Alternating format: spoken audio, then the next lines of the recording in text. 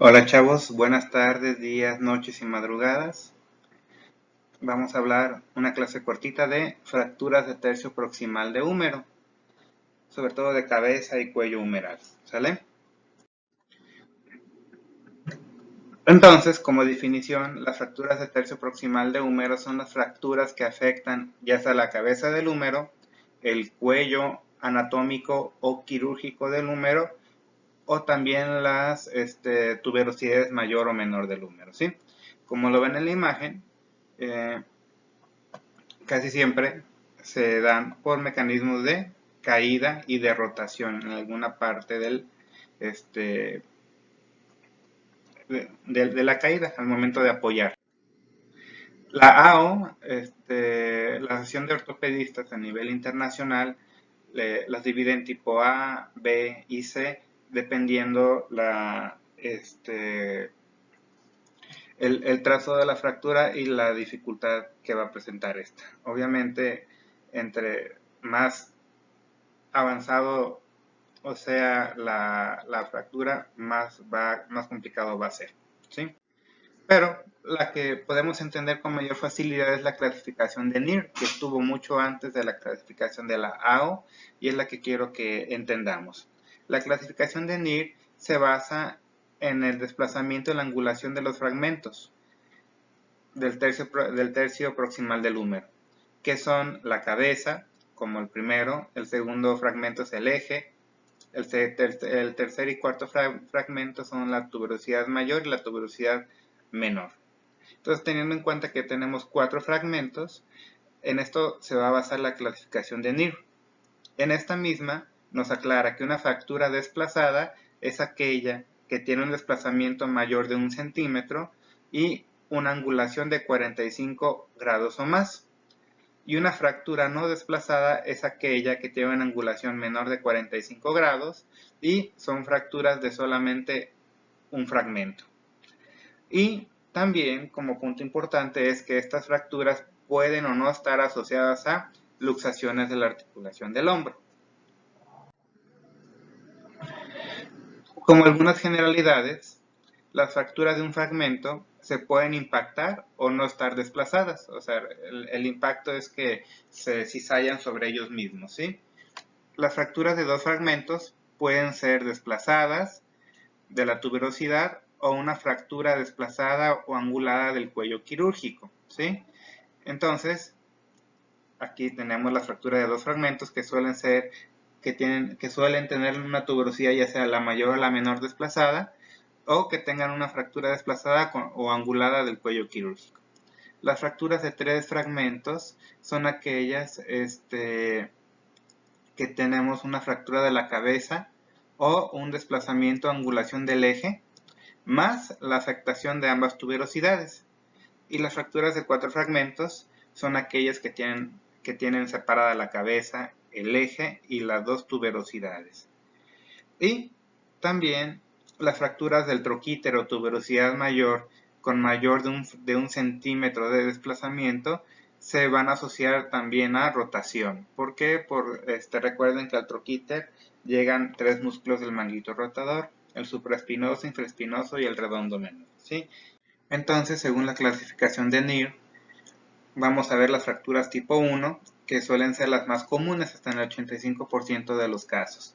Suelen ser fracturas no desplazadas, o si están desplazadas, este es menor de 1 centímetro y están anguladas menos de 45 grados. Suelen tener el periósteo, la cápsula articular y el manguito de los rotadores íntegros, por lo tanto son fracturas estables. Aquí tenemos algunos ejemplos de fracturas NIR tipo 1. Por ejemplo, una fractura que afecta a una tuberosidad con poco desplazamiento, una fractura que afecta el cuello anatómico, ¿sí? También con poco desplazamiento y nada de angulación, en este caso que se ve en esta imagen. Y aquí tenemos una fractura del cuello quirúrgico, ¿sí? Y aquí tenemos una fractura, parece que también del cuello quirúrgico, pero desplazada, pero está angulada a menos de 45 grados, ¿sí? Y esta es una fractura impactada, miren, ¿sale? Solo es una fractura de un fragmento en este caso. Luego pasamos a las fracturas tipo 2, donde hay una fractura del cuello anatómico que se puede impactar. no hay desplazamiento de las tuberosidades, es una fractura muy rara que puede pasar inadvertida, ¿sí? Y se suele asociar mucho a necrosis avascular, ¿sí? A veces se dan cuenta de que hubo una fractura porque hubo una necrosis de la cabeza del húmero, ¿sí? Y tiene un comportamiento similar a lo de la cabeza femoral. Puede que esto se desaparezca y luego aparezca otra cabecita femoral, otra cabecita húmera que puede crecer o puede necesitar una prótesis después.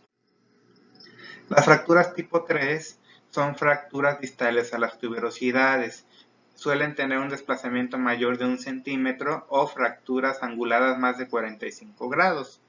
Por lo tanto, son fracturas desplazadas, ¿sí?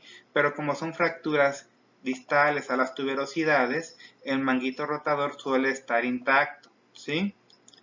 Se divide en tipo A, tipo B y tipo C. La fractura A es una fractura angulada del cuello quirúrgico que puede estar impactada en el ángulo del vértice anterior, aquí, o puede ser una fractura separada del cuello quirúrgico o una fractura, esta es la fractura tipo B, y esta es la fractura conminuta de cuello quirúrgico donde hay más de 4 pedacitos.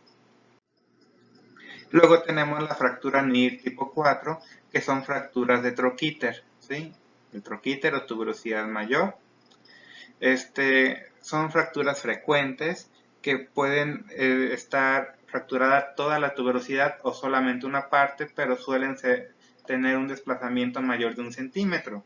Y como es una fractura de la tuberosidad, se suele asociar mucho a lesiones del changuito rotador, sobre todo entre un desgarro del supraespinoso o el subescapular, y haciendo que se pueda interponer ahí el bíceps braquial.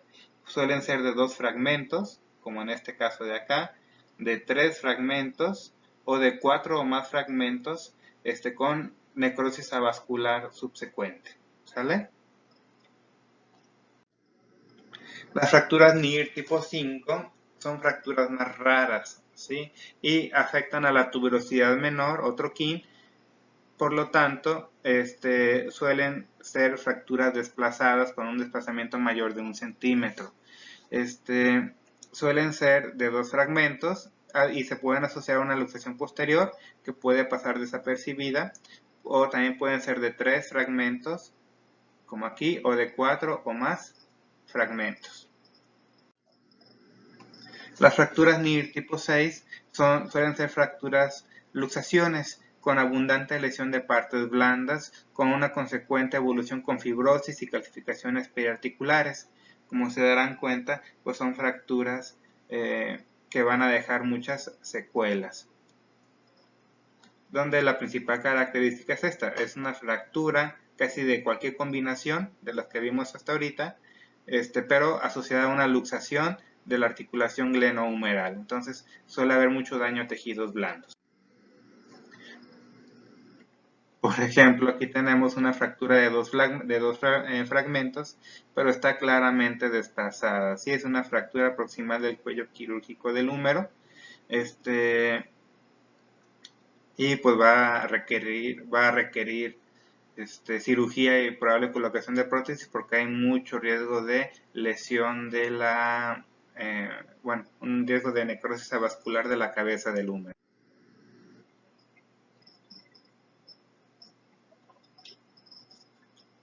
Aquí está una fractura ya reducida, la misma que habíamos visto en la diapositiva pasada.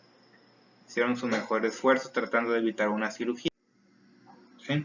Aquí tenemos una fractura de 3 fragmentos, si se alcanza a ver, con un desplazamiento de la cabeza respecto a su eje y también de la tuberosidad mayor. Pues no es tan visible, pero sí pueden ver, aquí está como el trazo de fractura y cómo está desplazada y angulada, y se ve en alguna parte el desplazamiento del troquíter. El mecanismo de lesión suele ser por una caída con el codo o la mano extendida, sobre todo en viejitos que se caen o personas que les dan algún tipo de convulsión y durante la convulsión suelen fracturarse, ¿sí? Por la contracción tan fuerte que tienen. Los objetivos de tratamiento, ¿sí? Primero, los objetivos del ortopedista es tratar de mantener una relación normal entre la cabeza del húmero y la glenoides del omóplato. Es importante reducir las tuberosidades, o sea, si las tuberosidades mayor o menor están desplazadas, hay que colocarlas en su lugar para mantener la función rotadora del hombro y del manguito rotador, y tratar de mantener el ángulo del cuello del húmero entre 130 y 150 grados con un ángulo de retroversión de 30 grados, o sea, mantenerlo normal. Y también recuperar la estabilidad. En fracturas no desplazadas puede bastar con una inmovilización externa, con un cabestrillo, pero en fracturas que tienen 2 o 3 fragmentos o están desplazadas, se suele utilizar una fijación interna con placas o tornillos, que puede ser una cirugía abierta o cerrada. Pero ya en fracturas de 4 fragmentos se prefiere poner una prótesis como regla general. Aquí tenemos los rangos de movimiento que ustedes ya conocen, ¿sí? Los normales,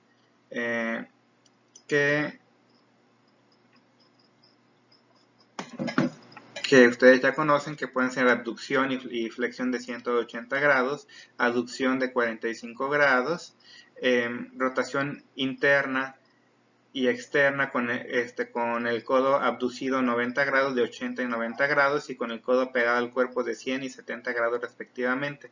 Pero muchas veces nos vamos a conformar con rangos funcionales de 120 grados de abducción y de flexión, 30 grados de aducción, 40 de extensión, y con el brazo abducido 90 grados, 5 grados de rotación interna y 45 grados de rotación externa.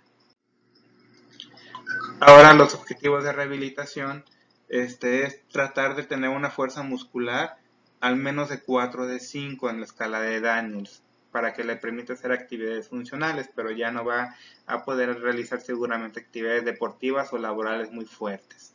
Y el objetivo funcional es mejorar y restablecer la función del hombro para que pueda hacer actividades de la vida diaria humana y, de ser posible, actividades deportivas.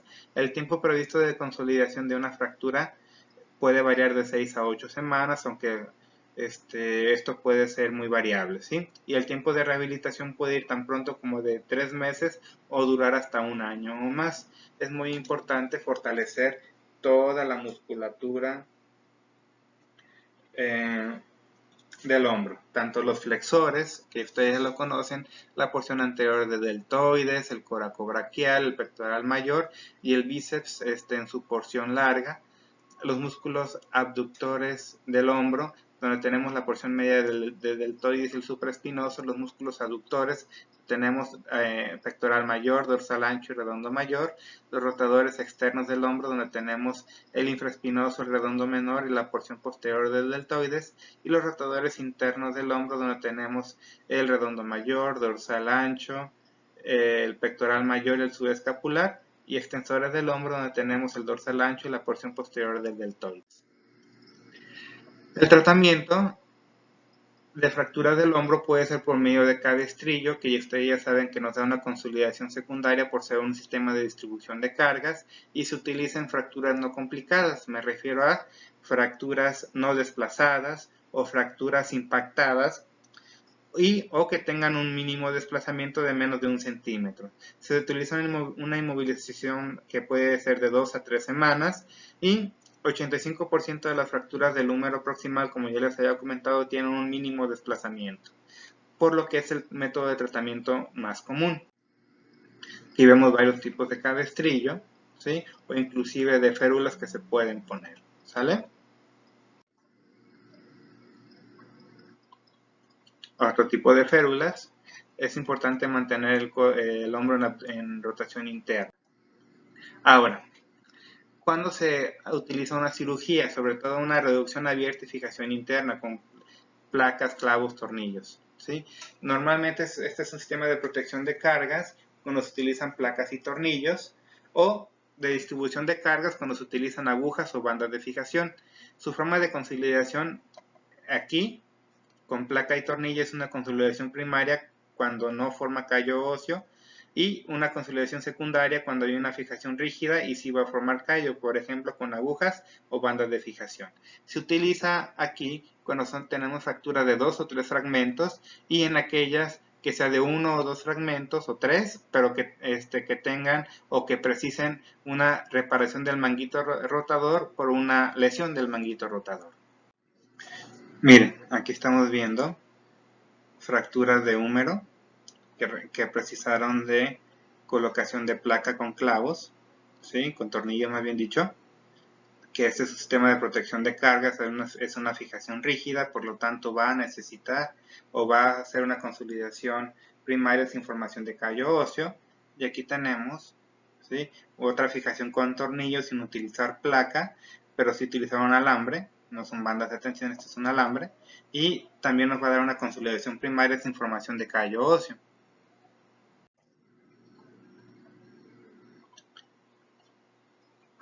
Rayos. Muy bien, aquí está cómo se opera una fractura de húmero. Vean todo el montón de fragmentos que tenemos ahí. Ahí están separados 1, 2, 3, y ven 4 fragmentos. Se van a animar a poner una placa, porque el paciente no va a ser candidato en este momento para prótesis. Aquí está en la vista lateral los fragmentos. Ahí está el hombro, la axila, el vendaje compresivo que le ponen a la mano para que haya un buen retorno venoso y evitar coágulos. Ahí están separando, haciendo chicharrones. Están ahí separando la fascia muscular para separar el músculo.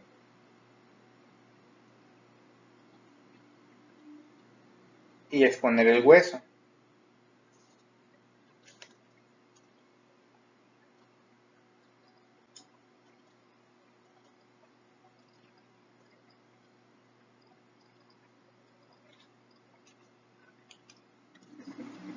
Están tratando de juntar todo. Ahí se ve cómo separan el músculo deltoides. Están limpiando los fragmentos óseos para que no quede nada entre ellos. Están presentando la placa. La colocaron ya sobre un fragmento. Empiezan a pegar sobre otro y armar el rompecabezas. Están poniendo cada vez más tornillitos.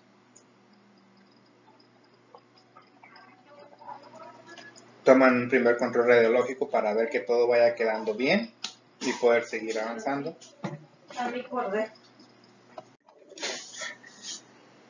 Luego ya colocan los demás tornillos.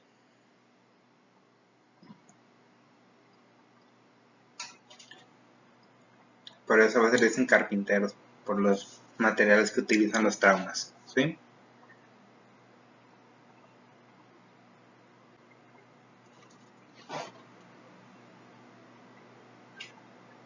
Ya ven que todo queda estable al movimiento. Obviamente el paciente no va a mover de una primera instancia, pero tienen que ver que nada se les mueva.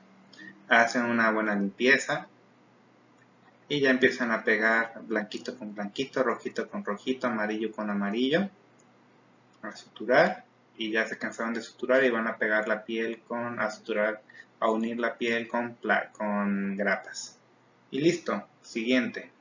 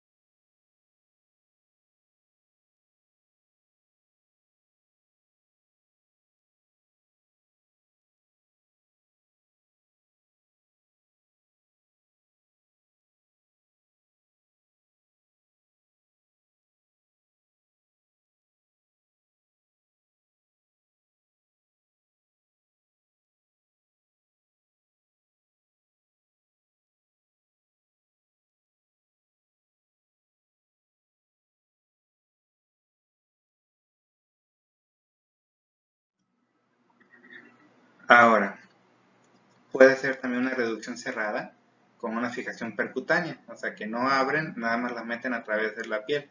Pueden ser con tornillos o con bandas de presión. Suele ser un sistema de distribución de cargas donde se forma callo óseo, se utilizan en fracturas de 2 fragmentos sin desgarro del manguito y es el método de elección en fracturas de cuello quirúrgico que no presentan desplazamiento ni lesión del manguito rotador. Aquí tenemos algunos ejemplos. Luego tenemos la prótesis de hombro, ¿sí?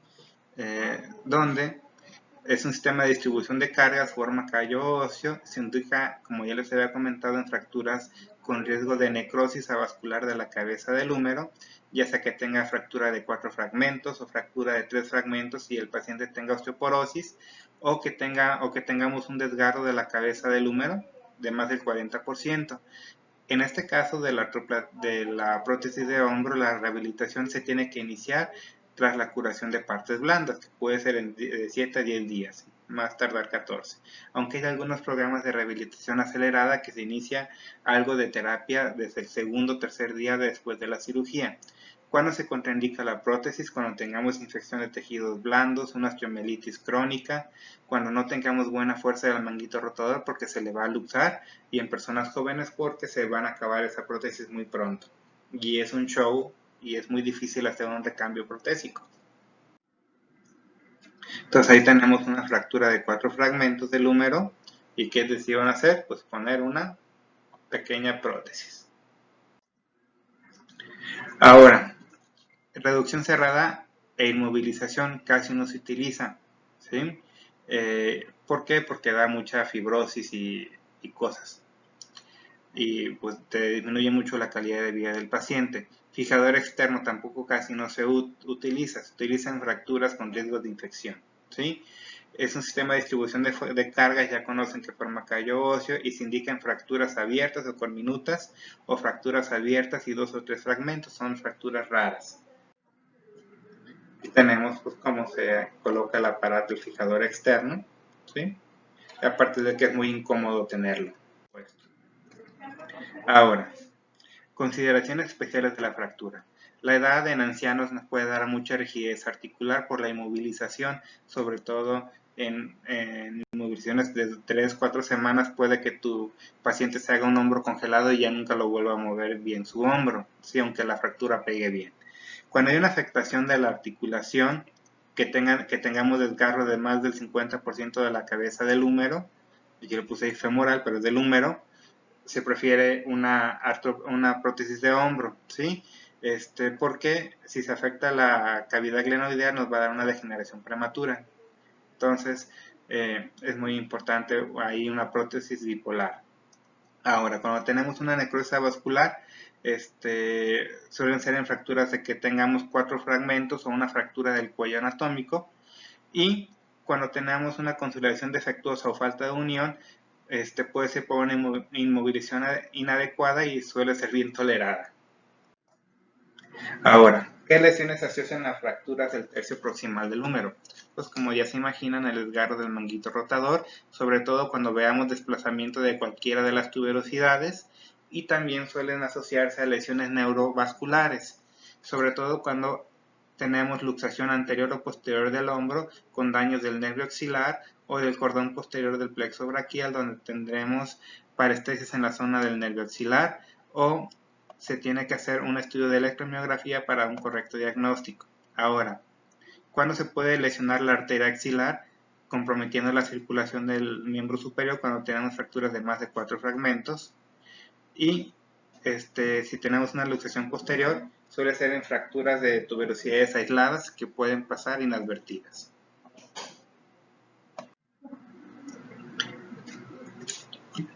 Carga de peso. No existe ni habrá después de una fractura de tercio proximal de húmero, ¿sí? Tampoco se podrá hacer apoyo con ese hombro, ni con muleta, ni con bastón, ni hacer cambios de posición. En la marcha, pues ya sabemos que se va a afectar el braceo, y puede verse afectado a largo plazo. El tratamiento, ¿sí? Precoz inmediato del primero al séptimo día es ver el dolor, parestesias. ¿Por qué? Un dolor insoportable puede ser que algo se esté complicando, inclusive un síndrome compartimental. Si hay parestesias, hay que descartar que haya una lesión de algún nervio, ¿sí? O si hay una sutura que está supurando, o tenemos mal olor en el sitio de la cirugía, hay que descartar una infección. También hay que ver siempre el llenado capilar después de la cirugía para descartar alguna lesión vascular, ¿sí? Sobre todo si vemos que el paciente tiene palidez, falta de mal llenado capilar y tenemos parestesias, es importante hablarle a un angiólogo, de lo contrario el paciente se le puede morir esa mano o ese miembro superior. Es importante hacer movimientos de la extremidad, obviamente no de hombro, pero sí de codo, muñeca y dedos. Y si se sospecha de lesión neurovascular, podemos encontrarla de un 5 hasta un 30% en fracturas complejas. Es muy importante en los primeros días después de la cirugía o de la fractura evaluar la sensibilidad y la función motriz, sobre todo del nervio axilar y del nervio musculocutáneo, radial, mediano y cubital, de toda la mano, ¿sí? Y en la primera semana hay que pedir radiografía anteroposterior, radiografía en Y de la escápula y radiografía en proyección axilar para ver que no se mueva la placa o lo que le hayan puesto. Y si se movió, es importante operar cuan pronto sea posible para evitar la migración de la cabeza del hombro. En la primera semana no va a haber carga de peso ni de broma, ni en el primer mes. Es muy importante inmovilizar con cabestrillo, independientemente del tratamiento, si operaron o no operaron. No tiene que mover ese hombro, solo mover muñeca y dedos. Y la fuerza muscular se puede trabajar solamente con isométricos de muñeca y mano, nada de codo ni de hombro. Y actividades funcionales no va a utilizar la mano operada o fracturada, solamente usará la sana para sus actividades. No debe de apoyar. Cuando se tenga que vestir el paciente, primero se hace por la mano afectada y para quitársela, también primero con la mano afectada. Se recomienda en la primera semana dormir en un reposo de 30 a 45 grados para que no apoye sobre ese brazo operado. En los primeros 7 días, si el paciente está utilizando un cabestrillo, es muy importante ver que el codo esté a 90 grados, que esté bien colocado el cabestrillo, que no esté apretando en ninguna zona de la piel, que no vaya a ser alguna úlcera. Y les decía, independientemente del tipo de tratamiento, sea quirúrgico o no, el paciente debe utilizar un cabestrillo por 2 semanas, ¿sí? Si operaron, hay que ver la herida en la primera semana, no hay que hacer rotaciones ni nada, no hay que mover el manguito rotador, está prohibida la flexión y la rotación externa activas o rotación interna asistida hasta la 6ª semana, ¿sí? Si el paciente le pusieron una RAFI, una reducción cerrada con una fijación percutánea o con tornillos acanalados, hay que ver que no haya datos de infección. Y si al paciente le pusieron una prótesis, es importante iniciar precozmente la movilidad para evitar adherencias. Este es lo contrario a la regla general, ¿sí? Hay que empezar con ejercicios pendulares sin gravedad. A la segunda, a la 4ª semana todavía no se va a ver callo óseo, va a ser difícil que se vea. Y vamos a encontrar o vamos a vigilar lo mismo, dolor, parestesias, que no tenga datos de infección, sobre todo en las primeras 2 semanas, ¿sí? Hay que ver que esté bien la circulación para descartar cualquier lesión vascular.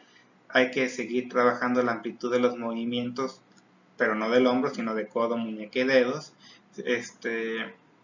La lesión, hay que siempre descartar lesión neurovascular, como ya les había comentado, de todos los nervios de del plexo braquial, las ramas finales del plexo braquial, y si la fractura aún es inestable, por lo que aún puede haber pérdida de la alineación, y es importante tomar otra radiografía para ver que no se esté moviendo nada.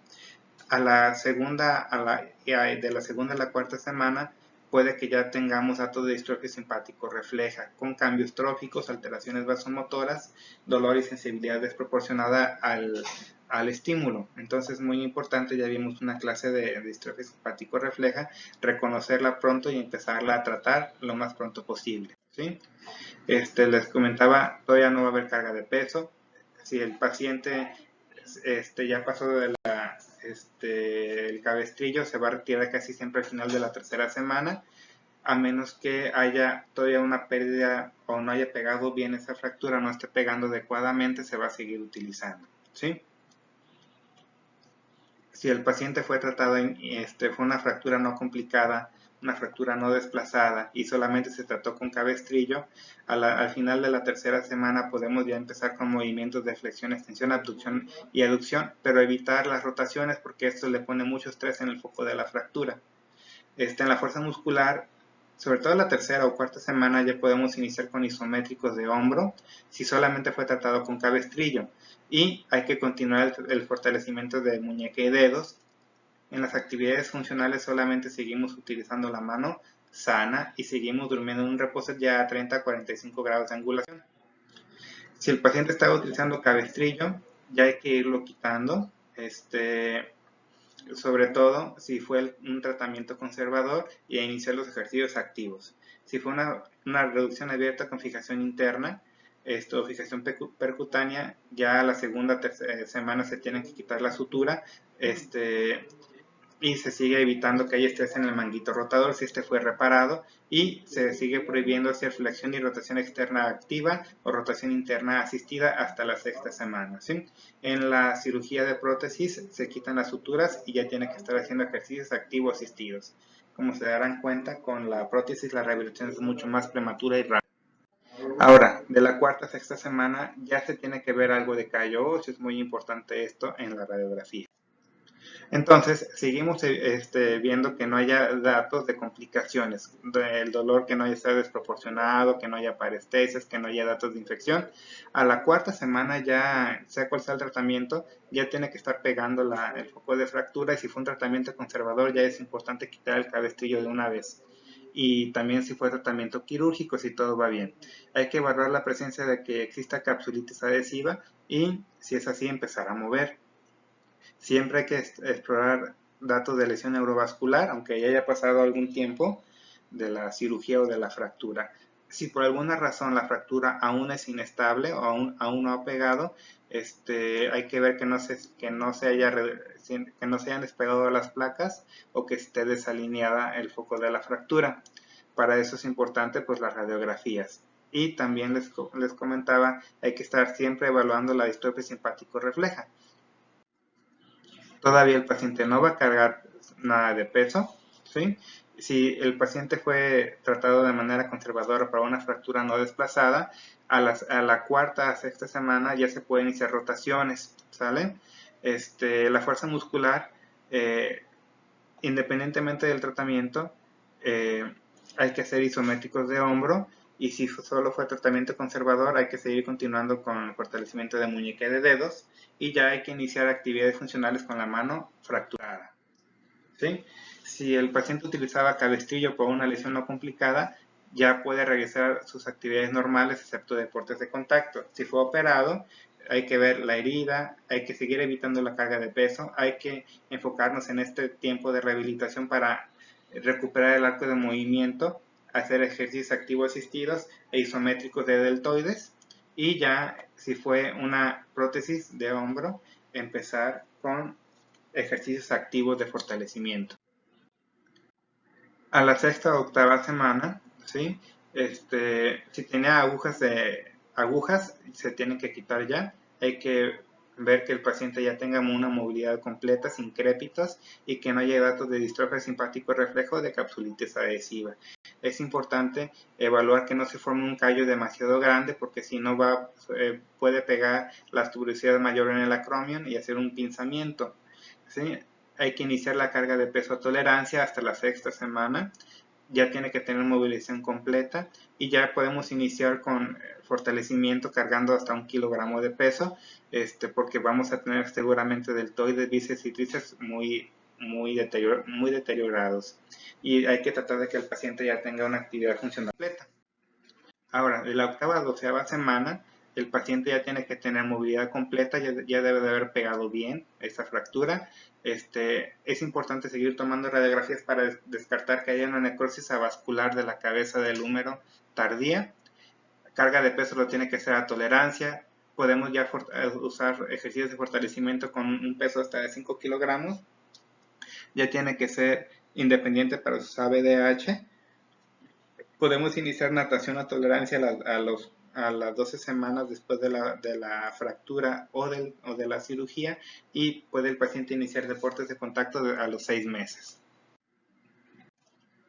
A largo plazo, si el paciente presenta distrofia simpático refleja, podemos tener como consecuencia una disminución del arco de movimiento, fuerza y dolor, ¿sí? Dolor persistente. Es muy importante hacer un buen diagnóstico temprano de la distrofia simpático refleja y tratarla a tiempo.